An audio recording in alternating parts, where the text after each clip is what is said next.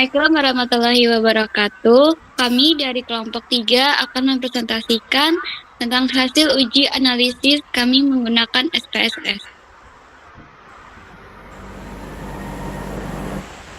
Sebelum masuk ke materi, kami akan memperkenalkan diri dulu. Nama saya Abigail Dekustafirani, dan ada Aska Vidya, ada Dewi Sekar, ada Legia Putri, dan ada Syifa Rachmalia.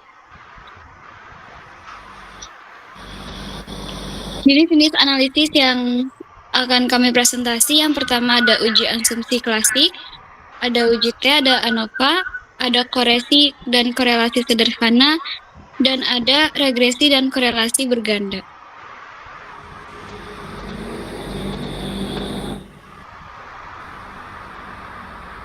Yang pertama di sini ada uji asumsi klasik. Uji asumsi klasik merupakan serangkaian pengujian yang dilakukan sebelum analisis regresi untuk memastikan data memenuhi syarat statistik sehingga model regresi yang digunakan menghasilkan estimasi yang valid dan dapat dipercaya. Pengujian meliputi uji normalitas, linearitas, multikolinearitas, autokorelasi, dan heteroskedastisitas. Berikut identitas untuk praktikum. Kami mengambil judul yaitu pengaruh harga rujak dan lama berjualan terhadap tingkat penjualan rujak di Karawang pada bulan Mei 2026. Jumlah data yang digunakan yaitu berjumlah 30 responden. Penelitian kami memakai dua variabel bebas, harga rujak sebagai variabel X1 dan lama berjualan sebagai X2, dan satu variabel terikat, tingkat penjualan sebagai variabel Y. Tujuan utamanya yaitu untuk menguji apakah data memenuhi asumsi klasik sehingga layak digunakan dalam analisis regresi. Berikut data yang kami input di aplikasi SPSS. Yang pertama itu ada data view dan variabel view. Yang di sini ada uji normalitas dilakukan pada semua variabel independen dengan menggunakan uji Kolmogorov-Smirnov. Untuk uji normalitas ini ada dua kriteria keputusan. Yang pertama, jika p-value lebih dari 0,05, maka model regresi berdistribusi dinyatakan normal. Jika p-value kurang dari 0,05, maka model regresi berdistribusi dinyatakan tidak normal. Berdasarkan hasil uji normalitas, dengan jumlah sampel 30 diperoleh nilai signifikansi sebesar 0,200 dan nilai Monte Carlo signifikansi sebesar 0,906. Karena nilai signifikansi Monte Carlo sebesar 0,906 lebih besar dari taraf signifikansi 0,05, maka dapat disimpulkan bahwa data residual dinyatakan berdistribusi normal. Yang kedua ada uji linearitas. Untuk uji linearitas ini ada dua kriteria keputusan. Yang pertama, jika p-value lebih dari 0,05 maka ada hubungan linear, dan jika p-value kurang dari 0,05 maka dinyatakan hubungan tidak linear. Berdasarkan hasil uji linearitas diperoleh nilai signifikansi deviasi antara variabel Y dan variabel X2 sebesar 0,266. Karena nilai signifikansi deviasi sebesar 0,266 lebih besar dari 0,05, maka dapat disimpulkan terdapat hubungan linear antara variabel independen dan variabel independen. Selanjutnya untuk uji multikolinearitas ada 4 kriteria. Tidak terjadi multikolinearitas, maka nilai toleransinya sebesar lebih dari 0,10. Jika nilai toleransinya kurang dari 0,10, maka terjadi multikolinearitas. Jika tidak terjadi multikolinearitas, nilai VIF-nya kurang dari 10, dan jika nilai VIF-nya lebih dari 10, maka terjadi multikolinearitas. Nah, berdasarkan hasil yang kami diuji, nilai toleransinya sebesar 0,973 dan nilai VIF-nya sebesar 1,028. Karena nilai toleransinya sebesar 0,973 lebih dari 0,10 dan nilai VIF-nya sebesar 1,028 kurang dari 10, maka dapat disimpulkan bahwa tidak terjadi multikolinearitas. Untuk uji autokorelasi ada dua deteksi. Yang pertama itu ada deteksi positif dan deteksi negatif. Jika DW lebih lebih DL, maka terdapat autokorelasi positif. Jika DW kurang dari DU, tidak terdapat autokorelasi positif. Jika DL kurang dari DU dan kurang dari DU, pengujian tidak meyakinkan atau tidak dapat disimpulkan. Untuk deteksi negatif, jika 4 kurang dari DW kurang dari DL, terdapat autokorelasi positif. Jika 4 kurang DW lebih dari DU, tidak terdapat autokorelasi positif. Jika DL kurang dari 4 kurang DW kurang dari DU, pengujian tidak meyakinkan atau tidak dapat disimpulkan. Nah, berdasarkan hasil uji autokorelasi dengan jumlah sampel 30 responden dan jumlah independennya 2, diperoleh nilai batas bawah sebesar 1,02837 dan batas atas 1,566 dari tabel Durbin-Watson. Nilai Durbin-Watson hitung yang diperoleh dari pengolahan data sebesar 2,306 sehingga nilai 4 dikurang DW atau 4 dikurang 2,306 hasilnya 1694. Maka dinyatakan nilai DW lebih dari DU yang berarti tidak terdapat autokorelasi positif. Pada deteksi autokorelasi negatif, nilai 4 kurang DW lebih dari DU yang berarti tidak terdapat autokorelasi negatif. Demikian model regresi bebas dari autokorelasi baik positif maupun negatif. Selanjutnya ada uji heteroskedastisitas. Di uji ini ada 2 kriteria. Jika p-value kurang dari 0,5, maka terjadi heteroskedastisitas. Jika p-value lebih dari 0,05, maka tidak terjadi. Berdasarkan hasil uji heteroskedastisitas, diperoleh nilai signifikansi variabel X1 sebesar 0,279 dan nilai signifikansi sebesar 0,118. Karena nilai signifikansi kedua variabel tersebut lebih besar dari 0,05 yaitu 0,279, lebih dari 0,25 dan 0,118 lebih dari 0,25, maka dapat disimpulkan bahwa tidak terjadi heteroskedastisitas pada model regresi. Selanjutnya akan dijelaskan oleh Aska. Selanjutnya ada uji T. Uji T digunakan untuk mengetahui ada tidaknya perbedaan min antara dua kelompok data. Uji T biasanya digunakan jika jenis penelitiannya eksperimen, yaitu jika ada perlakuan atau intervensi yang diberikan. Uji T ini diperlukan untuk menguji apakah ada perbedaan min antara kedua kelompok yang memperoleh perlakuan berbeda. Ada identitas praktikum, judul evaluasi yang kita ambil ada tingkat keberhasilan pelatihan berupa peningkatan skill kewirausahaan pada para pelaku UMKM di Kabupaten Karawang. Data yang digunakan ada 2. Pada uji T dependen menggunakan data kelompok yang dimana kedua sampel tidak berpasangan, sehingga jumlah data pada kedua sampel berbeda. Sedangkan pada uji T dependen menggunakan data yang diberikan oleh dosen di mana kedua sampel berpasangan, sehingga jumlah sampel harus sama. Evaluasi ini menggunakan 2 macam T, yaitu ada T dependen dan independen. Tujuan utama uji T independen adalah untuk mengetahui perbedaan rata-rata dua kelompok yang berbeda. Sedangkan uji T dependen digunakan untuk mengetahui perbedaan rata-rata dua kelompok yang sama.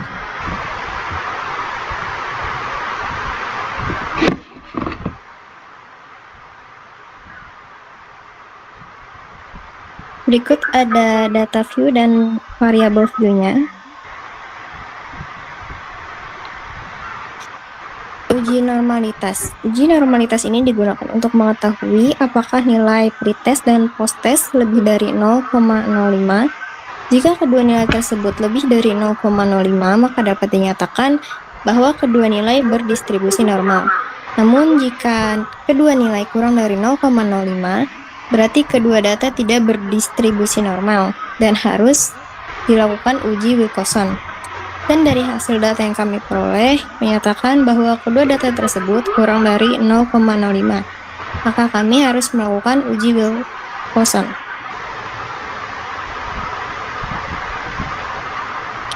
Paired Sample Test Descriptive. Hasil yang kami dapatkan dari uji Wilcoxon adalah rata pretest sebesar 4,20, sedangkan rata post-test sebesar 47,8 Maka dapat disimpulkan secara deskriptif terdapat perbedaan antara rata pretest dan posttest. Selanjutnya ada uji korelasi. Berdasarkan hasil yang didapatkan berupa nilai korelasi sebesar 0,018 dan nilai signifikannya sebesar 0,463. Dikarenakan nilai signifikannya lebih besar daripada 0,05, maka dapat disimpulkan bahwa tidak adanya hubungan antara variabel pretest dan variabel posttest. Paired sample t-test. Berdasarkan hasil tabel di atas, nilai signifikan sebesar 0,001 yang berarti lebih kecil dari 0,05. Maka HO diterima dan HA ditolak. Maka dapat disimpulkan bahwa tidak ada perbedaan rata antara hasil pretest dan protest. Artinya tidak adanya pengaruh pelatihan kewirausahaan dalam meningkatkan skill wirausaha pada pelaku UMKM. Berikut data view dan variable view dari T independen. Uji normalitas. Hasil uji normalitas ini menggunakan Shapiro-Wilk. Didapatkan nilai signifikannya pada kelompok tidak dilatih sebesar 0,327 dan signifikan kelompok dilatih sebesar 0,090. Dikarenakan kedua nilai signifikan yang lebih besar dari 0,05, maka dapat disimpulkan bahwa data berdistribusi normal. Yang kedua ada deskriptif. Berdasarkan hasil data yang diperoleh, nilai rata pada kelompok tidak dilatih ada sebesar 20,66 dan rata pada kelompok tidak dilatih adalah sebesar 26,39. Maka secara deskriptif dapat disimpulkan bahwa terjadi perubahan pada kedua skor tersebut. Selanjutnya ada independent simple test. Berdasarkan hasil data yang diperoleh, nilai signifikan Levens test of equality of variance sebesar 0,280 yang berarti lebih besar daripada 0,05, yang berarti data dilatih dan tidak dilatih homogen. Pada hasil tes equality variance sum thick to tailored sebesar 0,097 lebih besar daripada 0,05. Maka dapat disimpulkan HO dan HA-nya diterima.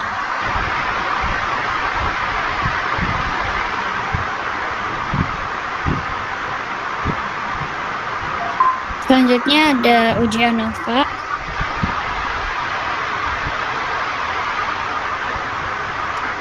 Uji ANOVA didasarkan pada hipotesis null yang mengasumsikan bahwa semua kelompok sama yang diambil dari populasi yang sama. ANOVA one way hanya ada satu variabel independen. Variabel independennya memiliki dua atau lebih tingkatan.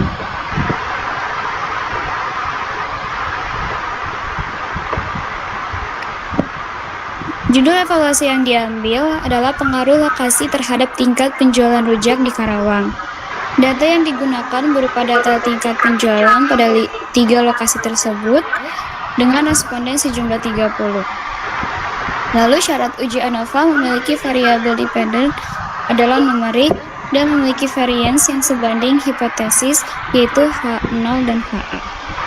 Tujuan utama uji ANOVA yaitu menguji perbedaan mean atau rata-rata antara 3 sampel atau kelompok. Dan ini ada data view sama variable view. Okay. Uji normalitas. Uji normalitas ini digunakan untuk mengetahui apakah nilai sig lebih besar dari 0,05. Maka dapat dinyatakan bahwa data tersebut berdistribusi normal. Karena dari data di atas, 3 nilai sig ternyata lebih dari 0,05 yang berarti data tersebut berdistribusi normal sehingga syarat uji F terpenuhi.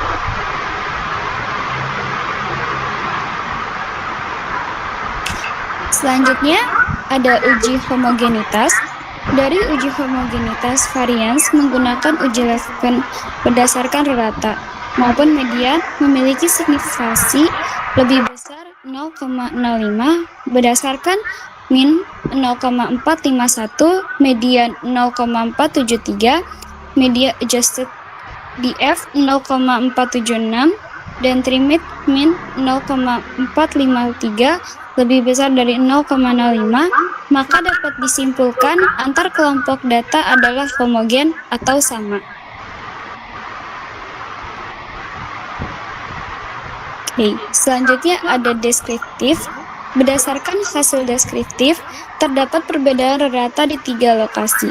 Lokasi CKM memiliki rata 19,20, lokasi Telaga Sari memiliki 24,00, lokasi Johar 28,50, dan dapat disimpulkan terdapat perbedaan pada 3 lokasi tersebut.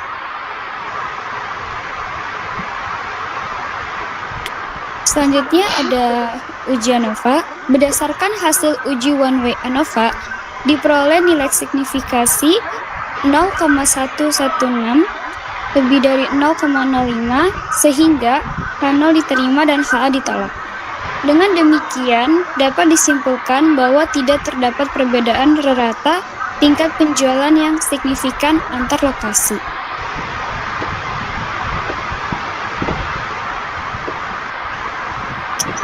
Selanjutnya ada uji lanjut perbandingan antar lokasi. Dari hasil uji homogenitas bahwa data pada ketiga lokasi itu memiliki varians yang seragam atau homogen, maka uji post hoc, uji perbandingan antar kelompok menggunakan perbandingan pada uji post hoc, kelompok equal variance assumption antara lain ada LCD atau least significant difference, ada uji Turkey HSD atau Turkey Honey Significant Difference, dan yang terakhir ada uji Bonferroni. Uji LCD menunjukkan terdapat perbedaan tingkat penjualan yang signifikan antar lokasi CKM dan Johar, dengan penjualan di Johar lebih tinggi daripada CKM.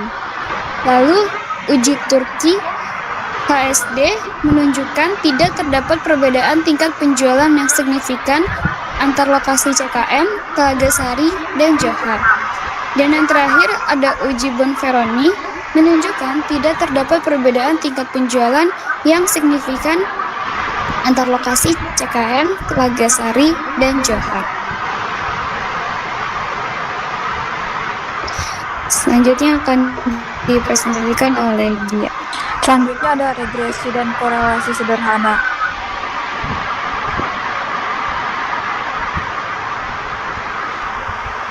Regresi linear sederhana adalah metode statistik yang digunakan untuk memprediksi atau mengetahui arah pengaruh satu variabel bebas atau independen X terhadap satu variabel terikat atau dependen Y.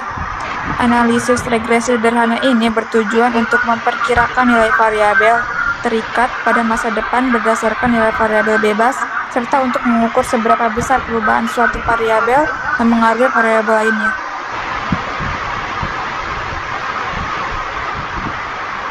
Identitas praktikum. Judul penelitian ini adalah pengaruh harga terhadap tingkat penjualan rujak di Karawang pada bulan Mei 2026. Data yang digunakan dalam penelitian berjumlah 30 responden dengan 3 lokasi pengamatan yang berbeda, yaitu CKM, Telaga Sari, dan Johar. Penelitian ini menggunakan satu variabel bebas, yaitu harga rujak X1, dengan memengaruhi variabel terikat, yaitu tingkat penjualan atau Y.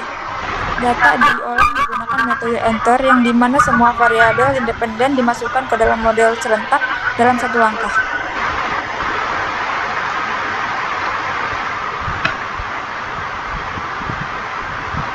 Berikut ada data view dan variabel view yang kami masukkan ke dalam SPSS.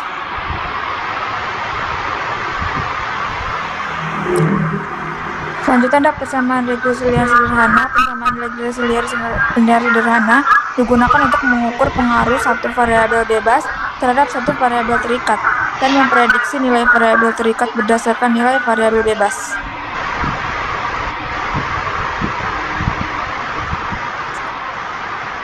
Berdasarkan hasil analisis di samping, maka dapat maka dapat model pendapatan regresi linear sederhana, yaitu A-nya 28,285.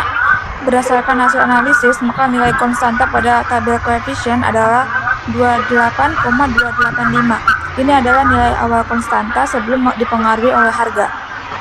Kemudian B-nya ada negatif 0,326. Berdasarkan hasil analisis, nilai koefisien harga adalah negatif 0,326. Artinya ini menunjukkan bahwa jika adanya kenaikan satu satuan pada harga, akan mengakibatkan adanya penurunan penjualan sebesar negatif 0,326, maka nilai ini menunjukkan pengaruh negatif.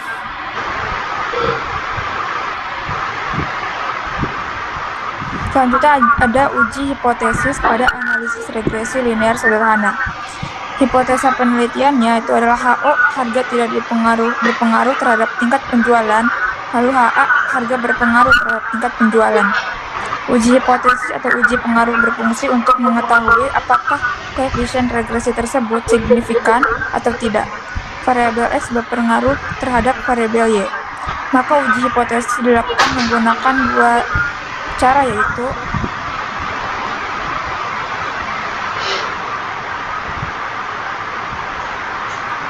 yang pertama, membandingkan nilai sig P value dengan alfa 0,5. Berdasarkan hasil analisis, nilai signifikan adalah 0,654, maka dapat disimpulkan 0,6454 lebih besar dari 0,05 dan menunjukkan bahwa HO diterima dan HA ditolak, yang berarti tidak ada hubungan atau pengaruh yang signifikan antar variabel penelitian tersebut.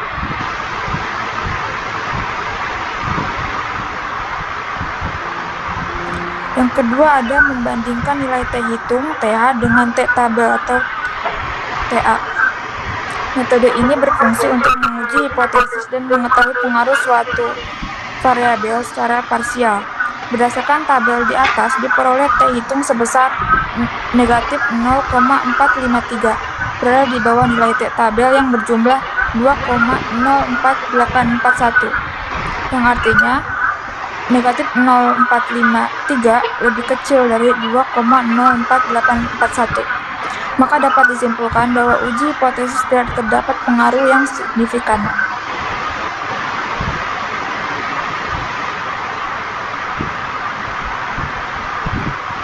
Selanjutnya ada analisis koefisien korelasi.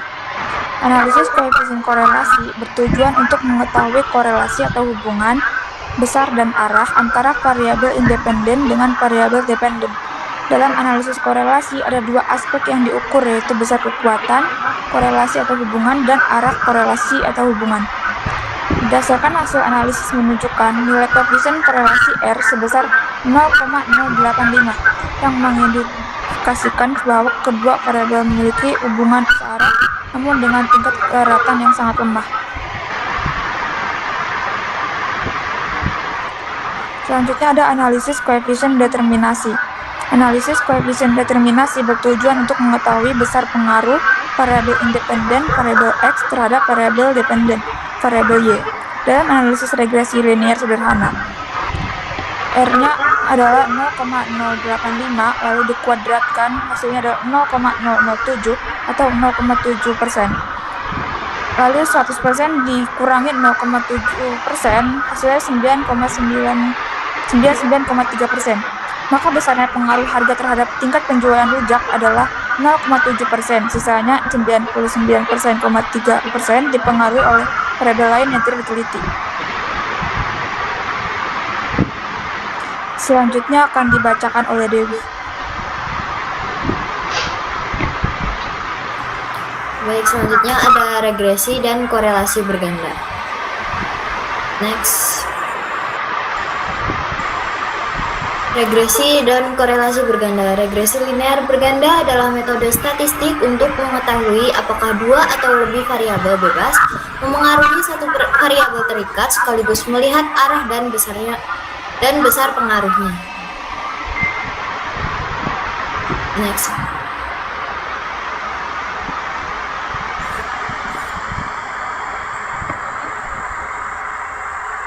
Lanjut. Berikut ada data view dan variabelnya. Kemudian ada persamaan regresi. Dari hasil analisis menghasilkan persamaan A sebesar 11,708.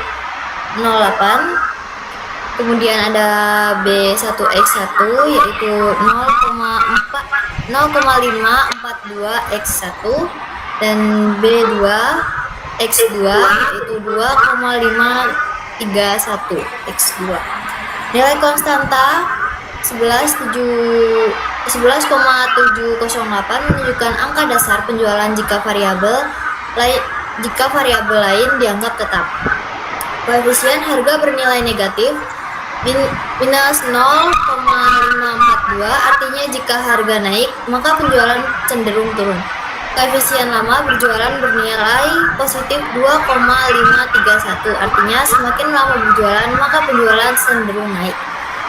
Jadi kalau dijelaskan sederhana, tanda minus berarti bergerak berlawanan, sedangkan tanda plus berarti bergerak secara searah.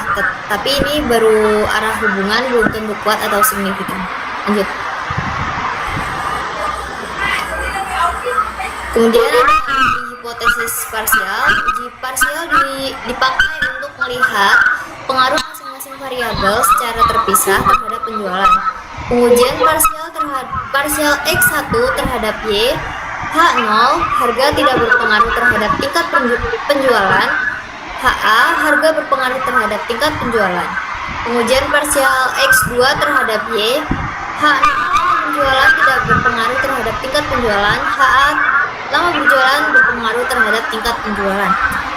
Artinya saat diuji satu-satu, harga dan lama berjualan belum cukup kuat untuk menjelaskan naik turunnya penjualan. Jadi pengaruhnya belum terlihat nyata secara statistik.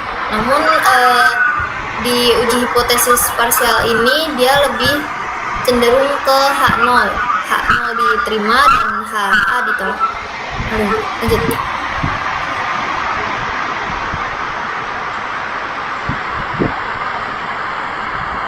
Berikut ada uji hipotesis parsial. Hasil nilai sig harga sama dengan 0,444 dan sig lama berjualan yaitu 0,070. Karena keduanya lebih besar dari 0,05, maka secara parsial harga dan lama berjualan tidak berpengaruh signifikan terhadap tingkat penjualan. Terus pada hasil uji T juga mendukung hal ini dikarenakan T hitung harga 0,777 dan lama berjualan 1,884, keduanya lebih kecil dari T tabel yaitu 2,04841. Uji hipotesis simultan. Uji simultan digunakan untuk melihat pengaruh harga dan lama berjualan secara bersama-sama. Pengujian simultan X1 dan X2 terhadap Y. Jadi uji simultan ini dilakukan secara berbarengan dengan mode enter dan menghasilkan H0, harga dan lama berjualan tidak berpengaruh terhadap tingkat penjualan. HA, yaitu harga dan lama berjualan berpengaruh terhadap tingkat penjualan. Untuk uji hipotesis simultan ini hasilnya lebih ke H0 dan HA ditolak. Lanjut. Kemudian ada uji hipotesis simultan. Nilai isi dari uji simultan adalah 0,171 karena 0,171 lebih besar dari 0,05. Maka secara bersama-sama, kedua variabel juga tidak berpengaruh signifikan terhadap penjualan. Hasil uji F menunjukkan F hitung 1,887 lebih kecil dari F tabel, yaitu 4,20. Lanjut. Kemudian ada koefisien korelasi. Koefisien korelasi simultan bernilai R 0,350. Nilai ini menunjukkan hubungan positif yang lemah antara harga dan lama berjualan dengan penjualan. Korelasi parsial harga dengan penjualan adalah R 0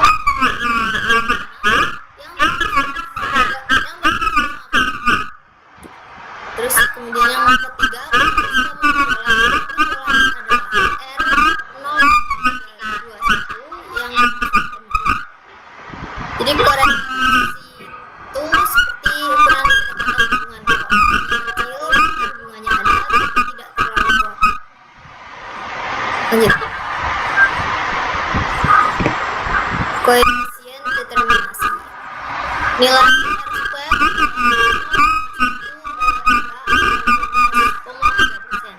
ini berarti harga menjelaskan 12,3% perubahan penjualan. Sisanya yaitu 8,0% dipengaruhi faktor lain yang tidak diteliti. Maka dapat disimpulkan bahwa pengaruh kedua variabel ini tergolong rendah.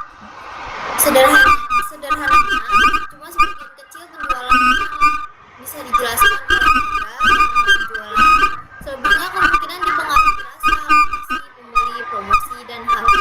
Kesimpulannya belum cukup untuk menjelaskan penjualan pajak secara penuh. Jadi perlu dilihat faktor lain yang mungkin lebih berpengaruh terhadap penelitian ini.